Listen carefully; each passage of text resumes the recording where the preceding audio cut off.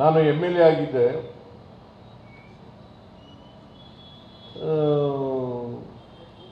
ಬಂದು ನನಗೆ ಎದುರಿಸೋಕ್ಕೆ ಶುರು ಮಾಡ್ದ.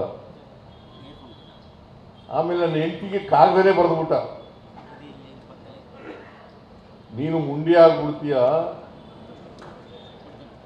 ನಿನ್ನ ಗಂಡನಿಗೆ ಹೇಳು ಅಂತೇಳಿ ಬರೆದ್ಬಿಟ್ಟ, ಕಾಗದನೇ ಬರೆದ್ಬಿಟ್ಟ. ನಾನೇನು ಎದುರ್ಕೊಳ್ಳಿಲ್ಲ.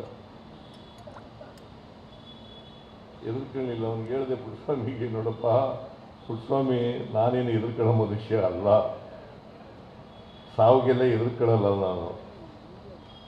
ಆದರೆ ನಾನು ಏನು ಪ್ರತಿಪಾದನೆ ಮಾಡ್ತೀನಿ ಅದರಿಂದ ಹಿಂದೆ ಸರಿಯಲ್ಲ ಅಂತ ಹೇಳಿ, ಆಗ ಹುಟ್ಟೋದ್ನ ಇವನು ಕೃಷ್ಣಪ್ಪ ಹುಟ್ಟೋದ್ನ ನಾನು ಭಾಳ ಬುದ್ಧಿವಂತಿಕೆ ಮಾಡಿ, ಜನರಲ್ ಎಲೆಕ್ಷನ್ ಇತ್ತು, ಅವನು ಯಾರ ಜೊತೆ ಇದ್ದ ಅಂತಂದರೆ ಕೊತ್ವಾಲ್ ರಾಮಚಂದ್ರ,